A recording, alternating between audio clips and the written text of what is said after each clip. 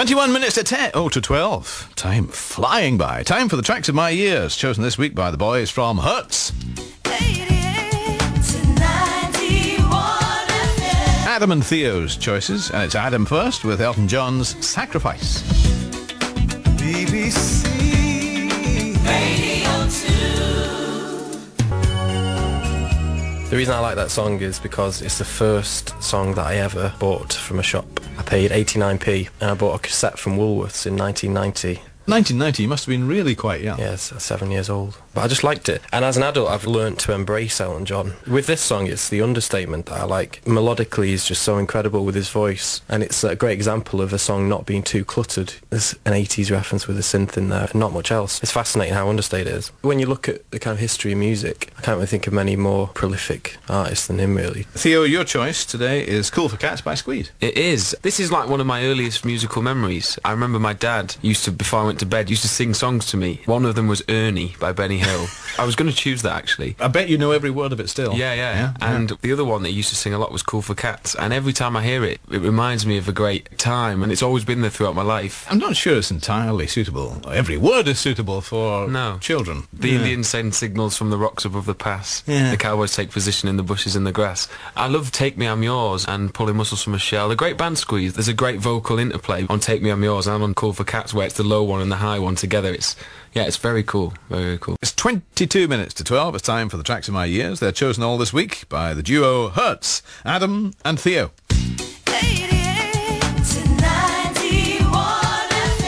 Theo's choice first today. It's Roger Sanchez with Another Chance.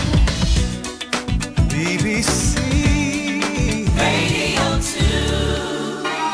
I love dance music. It was my way into music. And the first time I heard this was on Pete Tong. I must have been 14. I ran across my room to try and record it. And I knocked my hi-fi off the wall. And it smashed all over the floor because I was so excited when I heard it. Yeah, it's a song that got me into dance music. And I got some decks when I was about 14. And I started to learn and started to get into music in a really big way. And it's a Toto sample, which I heard the original for the first time the other day. Yeah, I've had some great times listening to it, and that CD player was never the same again. Well, I was going to say, we'll play this in memory of your dear departed CD player.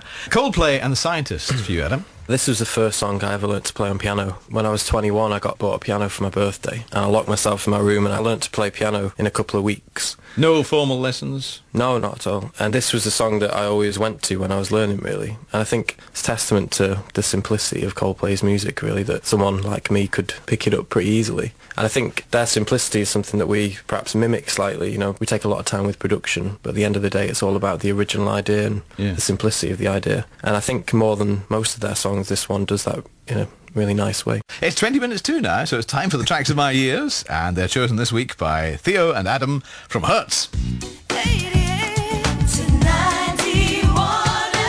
It's Adam's choice first today. Kate Bush, Running Up That Hill. BBC Radio 2.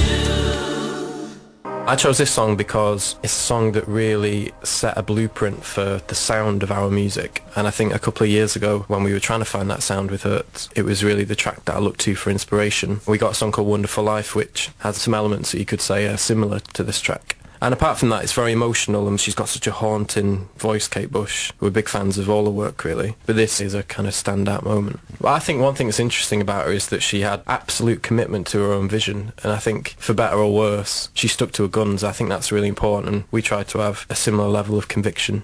But she's been true to herself throughout, you're absolutely right. Yeah. Okay, next, it's The Hollies for Theo, and He Ain't Heavy. This is a song, I think, for both of us. I probably think it's one of the best songs ever written. There's a great story behind it, actually, which is that it wasn't written by the Hollies, it was written by Bobby Russell and Bobby Scott. And they'd never written a song together in their life. And they met for a session, and one of them was dying of cancer. And they wrote one song, and it was this song. The real sadness in there is fascinating, and it's kind of melancholy but very uplifting. It's got the word encumber in, which you'd never think would get in a pop song, which is great. So, and also we found out Elton John is the session pianist, which is an insane fact. So for every reason, it's just brilliant. That intro makes me want to cry every time. It's so brilliant. In the meantime, Hertz choose the tracks of their years. It's the New Radicals first. You get what you give. BBC Radio 2.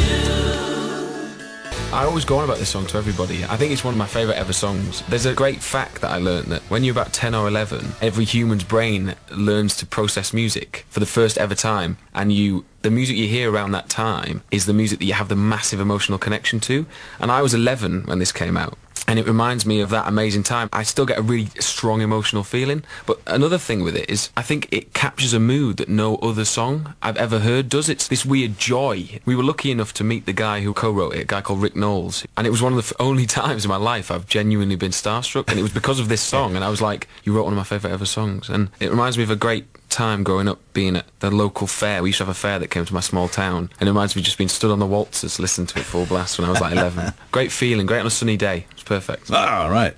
Adam, you've got The City from Patrick Wolf. Yeah, I think Patrick Wolf is very underappreciated, but I think he's a total musical visionary, really. Very inspiring to me personally. I feel he should be much bigger commercially than he is. But this song, The City, is the fruition of his talent, and it's a moment where his kind of idiosyncratic ways cross over into something quite commercial. So I hope this will be the time for him where he makes that crossover, because pop music can often lack individuality, and here's someone who has got that in abundance, and we should celebrate that. It's time now for the tracks of my years, chosen this week by Hertz, Theo and Adam from the duo.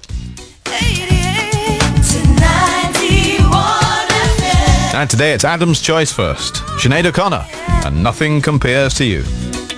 BBC Radio 2.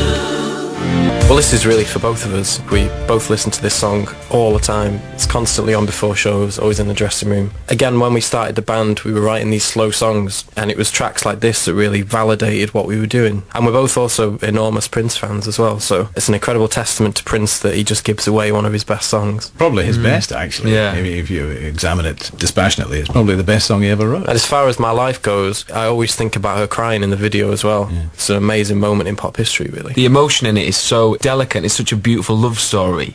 There's a great thing in it, which we talked about. The middle eight, there's no musical change because the chords are so great. The middle eight just carries on in the same. There's another geeky musical fact Yeah, as well. well, yeah. The other one is should have listened more carefully. no chorus is the same. Each chorus is different from a chord point of view. It's very geeky.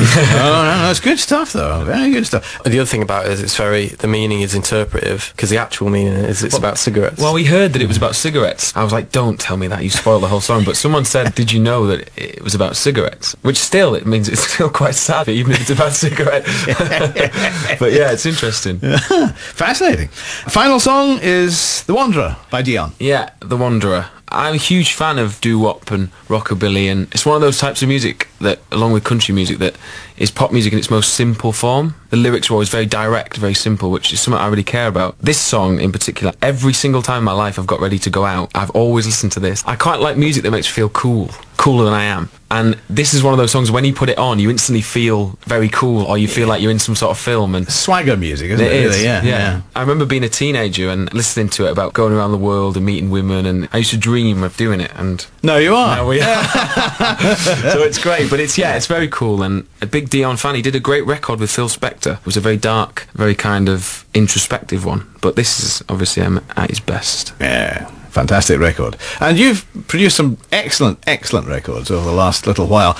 Are you still feeling one last push and it could be massive worldwide? It's really great at the moment. We never believed it would ever come. We were on the dole for like 4 or 5 years, and we just sat and wrote music and hoped that one day it'd change, but never really believed that it's going to. In the last 2 years, everything's kind of gone right. So. It's an amazing gift for these songs as well, because these songs were written in what amounted to a wardrobe in Manchester. It's a very tiny, depressing room, and now the words on those songs get sung back by thousands of people all over the world. So it's a great honour, really, a privilege for us. And the next step for you ideally would be what? The next step is to not feel like someone's going to walk in the door and say, oh, it was a joke, sorry, you got to go home now.